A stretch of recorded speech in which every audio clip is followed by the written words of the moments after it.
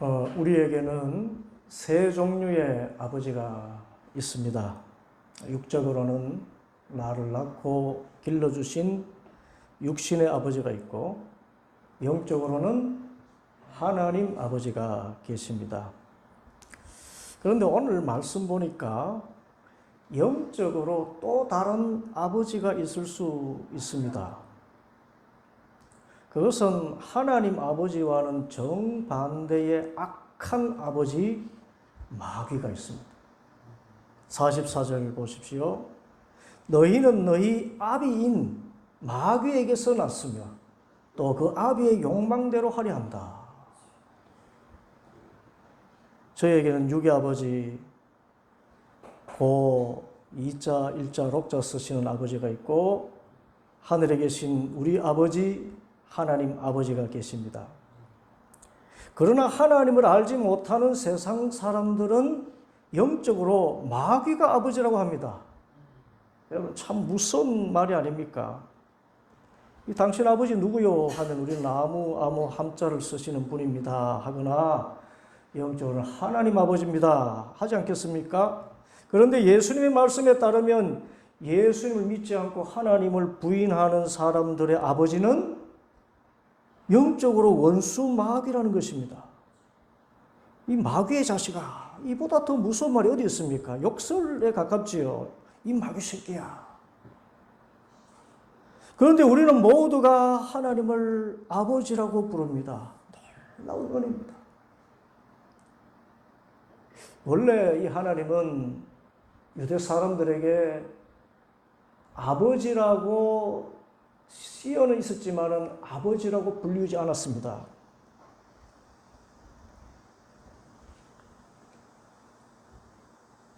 하나님은 천지 만물을 창조하신 전능하신 창조주이시고, 사람의 생명과 사망과 화와 복을 주관하시는 주님이시지요. 그래서 크고 두려운 분이 하나님이십니다. 그래서 구약 성경에서 하나님은 자주 심판하시는 하나님, 전쟁의 신 여호와로 불려졌습니다. 그리고 또 율법을 어기면 크게 혼내주시는 엄격하신 하나님으로 이해되었습니다. 그래서 유대 사람들은 하나님을 아버지라고는 들었는데 아버지라고 부를 생각도 못했고, 혹 아버지라고 부른다 해도 그 아버지는 너무나 엄격하고 무서운 하나님, 크고 두려운 아버지였습니다. 그래서 유대 사람들에게는 실제적으로 아버지는 아브라함이었어요. 누가복음 16장에서 예수님의 비유에 보면 거지 나사로 이야기가 나오는데, 이 날마다 자색 옷을 입고 호화롭게 즐기는 부자가 있었는데, 나사로라고 하는 한 거지가 헌데투성이로 대문 앞에 버려진 채 그 부자의 상에서 떨어지는 그거 얻어먹으려고 하는데, 심지어 개들이 와서 그 헌데를 핥을 정도로 상거지였습니다. 그런데 이 거지가 죽어서 천사들에게 받들려 저 천국으로 가는데, 성경에 보면 누구의 품에 들어갔다고 했습니까? 아브라함의 품에 들어갔다고 표현했습니다. 사람이 죽어서 천국에 가면 아브라함의 품에 안긴다고 믿은 것입니다. 그만큼 아브라함이 자상한 아버지고, 아브라함의 품이 사랑의 품이고 평안한 품이었던 것입니다. 그래서 유대 사람들은 아브라함의 자손이면 곧 아브라함이 아버지이기 때문에 죽어서 아브라함의 품에 안기는 것이 천국 같다는 표현이었던 것입니다. 그런데 그 부자도 죽었는데, 이 부자는 음부에 떨어져서 고통 중에 보니까 멀리 아브라함이 보이고, 그의 품에 나사로가 있는 것을 보고 소리 지릅니다. 누가복음 16장 24절에 아버지 아브라함이여 나를 긍휼히 여기사 나사로를 보내어 그 손가락 끝에 물을 찍어 내 혀를 서늘하게 하소서. 아버지 누구요? 아브라함이여. 이 부자에게도 아브라함은 아버지였습니다. 내게 긍휼을 베푸는 아버지는 아브라함이었던 것입니다. 그만큼 하나님 아버지는 엄격하고 두려운 존재로서 믿었던 것입니다. 그런데 예수님께서 이 세상에 오셔서 우리에게 진짜 하나님이 어떤 분이신가를 가르쳐 주셨습니다. 그런데 그 하나님이 누구시라고 가르쳐 주셨습니까? 아버지라고 부르라고 하셨습니다. 누가복음 11장 1절에 보면 예수께서 한 곳에서 기도하고 마치심에 제자 중 하나가 여짜오되 주여 요한이 자기 제자들에게 기도를 가르치신 것과 같이 우리에게도 기도를 가르쳐 주옵소서. 그때 예수님께서 말씀하십니다. 너희는 기도할 때 이렇게 하라. 받아합시다. 아버지여 이름이 거룩히 여김을 받으시오며 나라가 임하시오며 우리에게 날마다 일용할 양식을 주시옵고 우리가 우리에게 죄지은 모든 사람을 용서하오니 우리 죄도 사하여 주시옵고 우리를 시험에 들게 하지 마옵소서 하여라. 무슨 기도입니까? 주님이 가르쳐 주신 기도, 주기도입니다. 기도는 하나님께 하는 것인데 이 하나님을 누구라고 부르라고 하셨습니까? 아버지여 그랬습니다. 아버지여 이름이 거룩히 여김을 받으시옵소서. 하나님의 이름은 아버지로서 거룩히 여김을 받으십니다.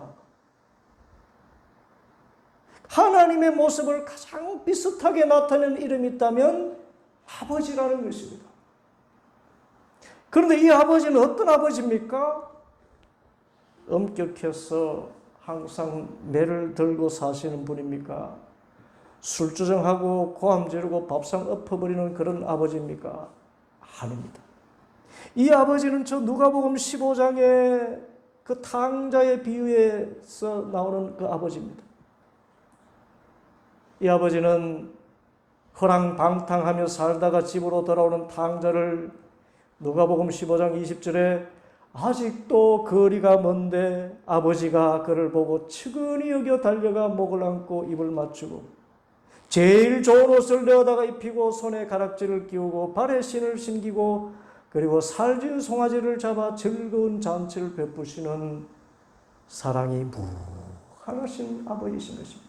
언제 가도 맞아주시고 무슨 일을 하여도 용서해 주시고 다 받아주시는 아버지. 여러분 이런 아버지 이 세상에 있나요? 사랑이 무한하신 아버지입니다. 그런데 이 아버지 하나님과 똑같은 하나님의 아들이 계시니 누구십니까? 예수님이십니다. 이 예수님도 그 성품이 아버지와 똑같이 사랑이십니다. 그런데 이 사랑이 얼마나 우리와 다른지 요한일서 4장 7절부터 사도 요한이 이렇게 전했습니다. 사랑하는 자들아 우리가 서로 사랑하자. 사랑은 하나님께 속한 것이니 사랑하는 자마다 하나님으로부터 나서 하나님을 알고 사랑하지 아니하는 자는 하나님을 알지 못하나니 이는 하나님은 사랑이심이라.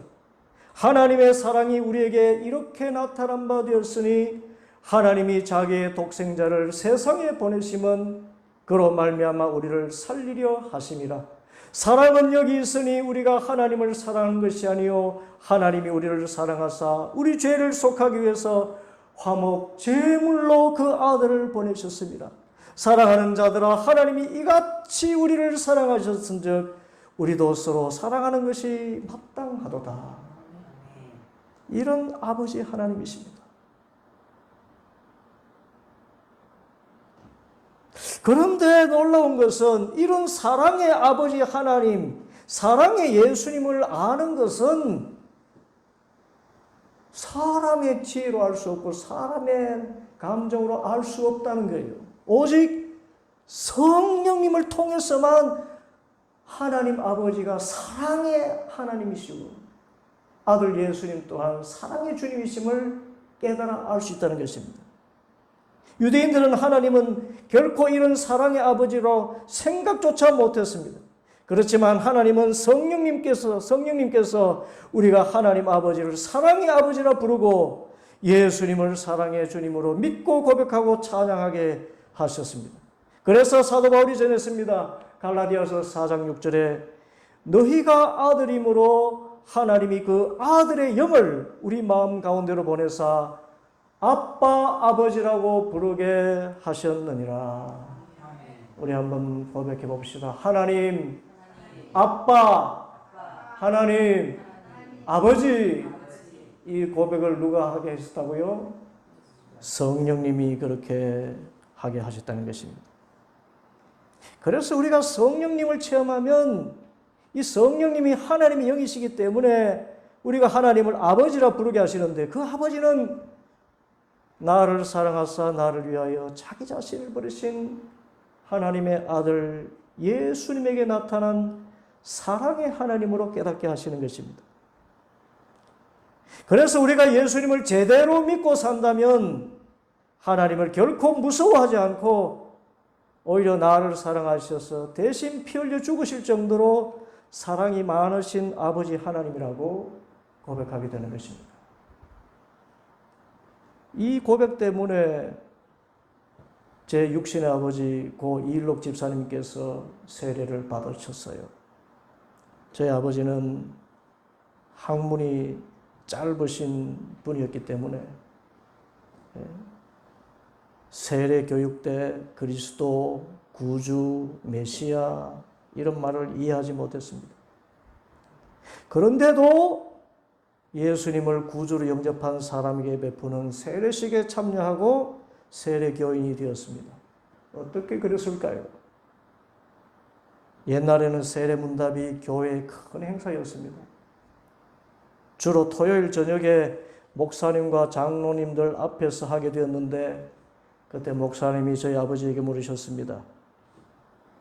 하나님이 누구십니까? 그때 우리 아버지의 고백, 우리 아버지입니다. 우리 아버지가 고백하기를 우리 아버지입니다. 이렇게 고백을 했습니다. 여러분, 하나님 아버지, 하나님을 아버지라고 부르게 하는 분이 누구시라고요? 성령님이십니다. 성령님의 역사로만 하나님을 아빠, 아버지라고 부를 수 있는 것입니다. 그래서 우리 아버지, 고 이일록 집사님께서 세례를 받고 집사님이 되었고 지금 천국에 들어가 영원한 안식을 누리고 있습니다. 나중에 천국 가서 해같이 빛나는 얼굴로 변하던 아버지의 모습을 보게 될 것입니다. 그래서 하나님을 아버지라고 부르는 사람은 하나님의 아들 예수님도 아버지처럼 사랑이 무한하신 주님이심을 알기 때문에 예수님을 사랑하지 않을 수가 없어요. 어떻게 사랑합니까? 예수님이 그렇게 좋을 수가 없습니다. 예수님이 좋아서 춤을 덩실덩실 추고 찬양이 터져 나오는 것입니다. 함께 부릅시다. 예수님이 좋은 것 어떡합니까? 예수님이 좋은 걸 어떡합니까? 세상에 어떤 것도 이길 수 없네. 예수님이 좋은 것 어떡합니까? 아멘. 그래서 예수님이 좋아서 이 예수님 위해서 나도 목숨 바쳐 충성하리라 순교자들이 이 기독교의 역사를 이어져 내려오고, 우리 어머니 같은 분은 여자의 몸으로 교회 사찰로 가장 낮은 자리에 감사하면서 뛰어드는 것입니다. 이것이 하나님을 아버지라고 부르는 사람의 모습입니다. 그래서 예수님이 유대 사람들에게 말씀하신 것입니다. 42절, 하나님이 너희의 아버지라면 너희가 나를 사랑할 것이다. 그것은 내가 하나님에게로 와서 여기에 있기 때문이다. 하나님을 아버지라고 부르는 사람은 예수님을 사랑하지 않을 수가 없고 예수님 위해서 목숨까지도 바칠 정도로 주님께 충성하고 헌신하게 된다는 것입니다. 그런데 하나님을 아버지라고 부르지 못하고 혹 하나님을 아버지라고 부른다 하는데도 마귀의 자식들이 있다고 예수님이 말씀하셨습니다. 먼저 유대 사람들이 자신들이 아브라함의 자손이라고 하면서 하나님을 아버지라고 말하기까지 했지요. 41절에 우리는 음행으로 태어나지 않았으며 우리에게는 하나님이신 아버지 한 분만 계십니다. 그런데 예수님께서는 44절에 너희는 너희 아비인 마귀에게서 났으며 또 그 아비의 욕망대로 하려고 한다. 나는 하나님 아버지, 나의 아버지는 하나님입니다 하는데 아니다. 무슨 소리? 너희 아비는 마귀야. 너는 마귀 새끼야. 그렇게 이야기하는 것입니다. 어떻게 하나님을 아버지라고 부르는 사람이 마귀의 자식이 될 수가 있습니까? 여기에 마귀의 특징이 있습니다. 첫째로 마귀의 자식들은 예수님을 결코 사랑하지 않습니다. 사랑하기는커녕 죽이려고 합니다. 예수님께서 친히 유대 사람들에게 하신 말씀입니다. 39절, 너희가 아브라함의 자녀라면 아브라함이 한 일을 하였을 것이다. 그러나 너희는 너희에게 하나님에게서 들은 진리를 말해준 사람이 나를 죽이려고 한다. 아브라함은 이런 일을 하지 않았다. 너희는 너희 아비인 마귀가 한 일을 하고 있다. 이것이 아버지를 하나님으로 둔 사람과 아버지를 마귀로 둔 사람의 결정적인 차이입니다. 아버지 하나님에게서 난 사람은 예수님을 참으로 사랑하지요. 그러나 아비 마귀에게서 난 사람은 하나님을 대적하고 하나님의 아들 예수님을 미워하고 할 수만 있으면 예수님 믿는 사람을 죽이려고 합니다. 실제로 예수님을 정치범으로 몰아 십자가에 달려 죽게 한 것이 마귀의 역사 아닙니까? 그래서 이 시대에 누가 마귀의 자식들입니까? 공산주의가 그렇고요. 이슬람이 그래요. 공산주의가 들어간 나라에서 제일 먼저 하는 일이 무엇입니까? 예수 믿는 사람 죽이는 것입니다. 목사 제일 먼저 죽이고요.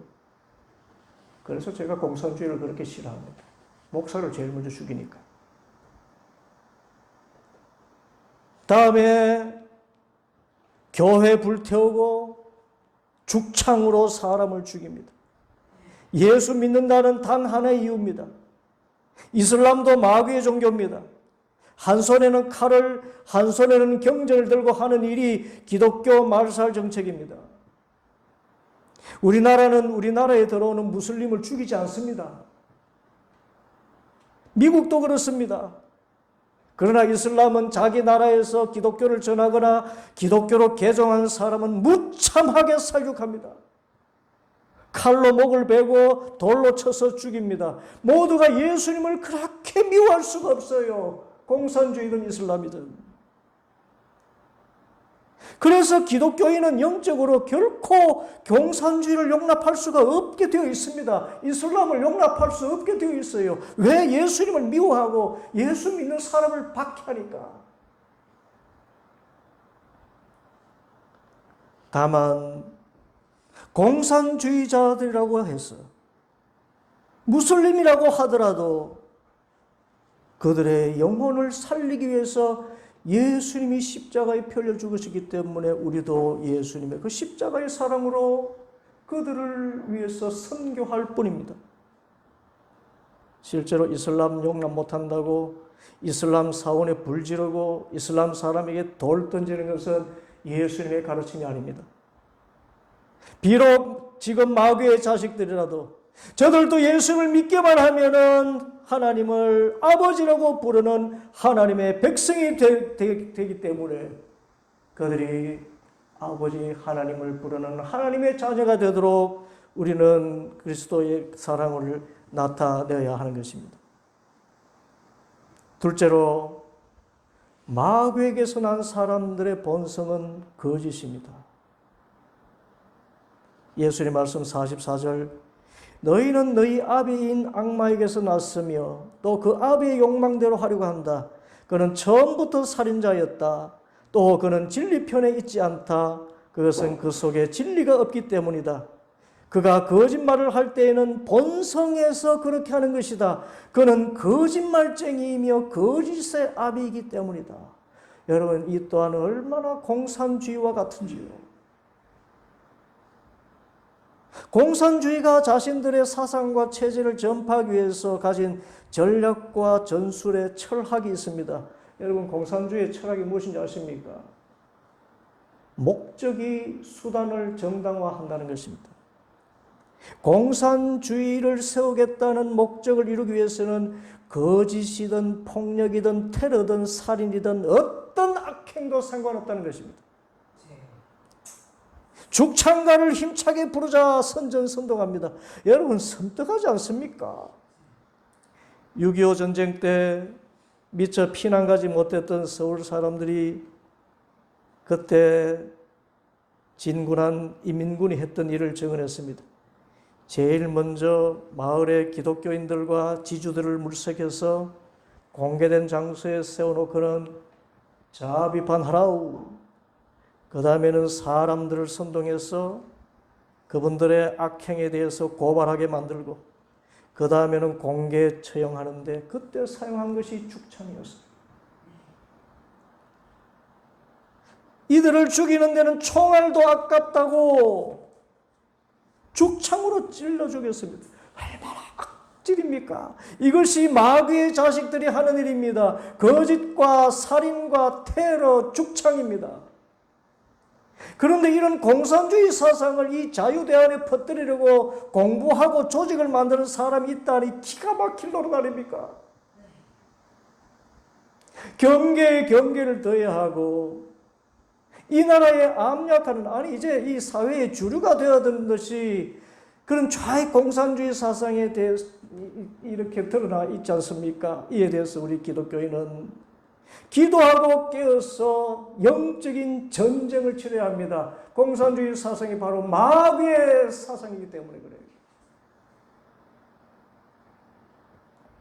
주님 이 땅에 창고라는 거짓과 살인의 압이 마귀의 역사를 소멸시켜 주셔서 기도해야 됩니다.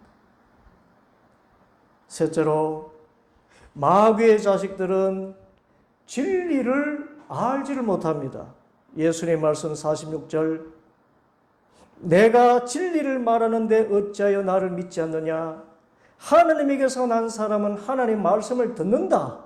그러므로 너희가 듣지 않는 것은 너희가 하나님에게서 나지 않았기 때문이다. 어디에서 났단 말입니까? 마귀에게서 났기 때문이다 하신 말씀입니다. 비슷한 말씀을 예수님께서 요한복음 10장 14절에서 하셨습니다. 나는 선한 목자라. 나는 내 양을 알고 양도 나를 아는 것이 아버지께서 나를 아시고 내가 아버지를 아는 것 같으니 나는 양을 위하여 목숨을 버리노라. 또 이 우리에 들지 아니한 다른 양들이 내게 있어 내가 인도하여야 할 테니 그들도 내 음성을 듣고 한 무리가 되어 한 목자에게 있으리라. 예수님은 양을 알고 양은 예수님의 음성을 알아들어요.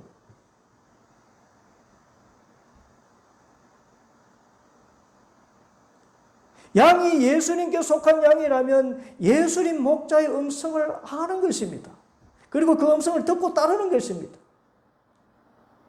그래서 예수님의 음성, 예수님의 말씀 진리를 아는 것은 그 양이 예수님께 속한 양이고 하나님께로서 난 사람이라는 뜻입니다. 반대로 예수님이 아무리 불러도 알아듣지 못하고 예수님의 말씀을 도무지 깨닫지 못하는 사람이 있다면 그는 마귀가 그 귀를 막아서 있기 때문입니다. 마귀가 예수님의 음성을 못 듣게 하고 또 들어도 깨닫지 못하게 하고 대신 거짓말과 부정적이고 사납고 악한 말들에 대해서는 귀가 번쩍 번쩍 뜨게 하는 것입니다. 하나님 말씀, 예수님의 말씀은 들어도 이해를 못하지만 그게 듣고 싶지가 않은데 마귀가 하는 말, 거짓과 모략과 술수와 회방과 비방 욕설, 여러분 저에게도 이 마귀가 얼마나 미혹하는지를 느끼게 되는 대목이 있어요. 노동자들과 함께 생활하는데 거의 하루에 한 번꼴로 싸움이 나는데요. 이상하게 여러분 죄송합니다. 그 싸움이 나면 왜 그래 재밌는지 몰라요. 뒤에서 누구 아무게 욕하고 흉보고 막 이렇게 헐떡하면 이상하게 귀가 그리로 가요. 이 어떡합니까? 이 목사가 돼가지고. 거짓의 압이 마귀의 역사인 것입니다.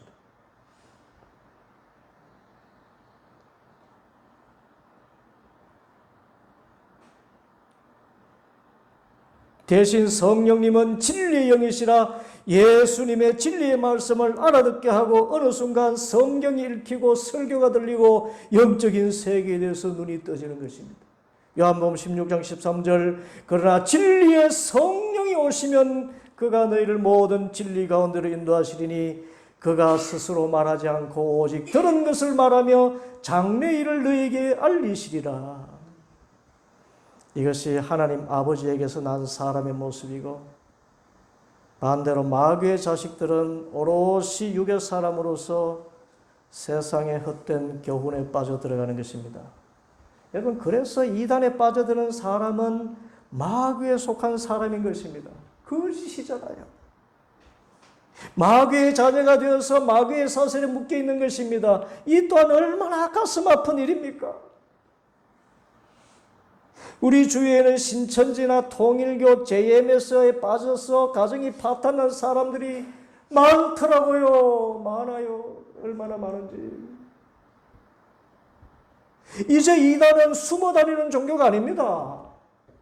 정치인들에게 줄을 대고 대통령 부인에게까지 줄을 대지 않습니까? 대학생들, 교수들, 지식인들에게 스며들어서 이 사회에 주류가 되려 하고 있습니다. 오히려 이단에 속한 사람들이 더 교양 있고 지식인들이고 엘리트처럼 그렇게 포장을 시키는 거예요. 이 마귀가. 이런 상황에서 우리는 어떻게 할까요? 어떻게 해야 하나님에게서 난 사람으로서 정체성을 지키고 어떻게 해야 이 땅에 하나님의 나라를 세워나가는 하나님의 군사가 될 수 있을까요? 그것은 말씀과 기도 그리고 성령 충만입니다. 먼저 말씀을 바르게 읽고 공부하고 실천해야 됩니다. 여러분 신학생 가운데 공산주의자가 얼마나 많은지 아세요? 성령을 바르게 가르치는 신학교가 되어야 되고 교수들이 신학을 바로 배워야 됩니다. 또 성도들 가운데도 기복주의에 빠진 사람들이 많습니다. 기복주의는 성경적인 가르침이 아니에요. 하나님 우리에게 복을 주시지만 복 자체가 기독교의 목적이라고 가르치는 그것은 기독교의 정치는 아닙니다. 그것은 마귀가 성도를 타락하게 만드는 가장 효과적인 도구입니다. 성경은 기복주의가 아니라 신령한 복을 주시는 하나님의 은혜를 사모하고 자족하며 살라고 가르쳐요. 둘째로 말씀에 위배되는 것을 부인해야 됩니다. 예수 믿는 사람은 성경의 가르침대로 정직해야 됩니다. 여러분 다 정말 이 실제 사회에 나가서 사회생활을 해보니까요. 직장생활 해보고 또 낮은 자리에 가면 옛날에 낮은 사람들이 있는 사람들이 순박하다 그랬잖아요. 순박하기는 뭐가 순박해요? 거짓의 달인들이 되어 있더라고요. 어떻게 하면 일 안 하고 돈 벌어 정부 돈 지원받아서 살아갈까? 이궁리하느라고. 그리스도인은 주님의 말씀 가르침대로 그 위배되는 것을 행하지 않는 것입니다. 그리고 또한 말씀대로 원수까지도 사랑하는 차원 다른 사랑을 실천해야 됩니다. 차원 달라야 돼요. 차원이 달라야 됩니다. 구별돼야 됩니다. 이 모든 일이 기도에 있습니다. 기도는 내 뜻이 아니라 하나님의 뜻대로 살아가려는 결단을 하게 되지요.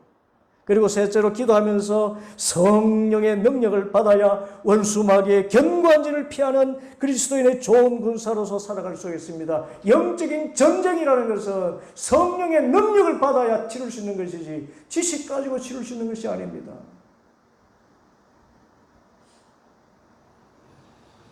우리 모두가 하나님 아버지에게서 난 사람으로서 예수님을 사랑하는 사람들이고 또 하나님 아버지로부터 났기 때문에 죽어서 아브라함의 품이 아니라 하나님의 품에 안기게 될 줄 믿습니다. 이런 은혜를 받은 우리들, 원수 마귀의 자식된 사람들을 마귀의 손에서 건져내는 거룩한 일을 잘 감당할 수 있도록 말씀대로 살아가고 기도하고 성령 충만해서 그리스도 예수의 좋은 군사로 살아가는 우리 모든 성도들 되기를 축복합니다. 기도하겠습니다.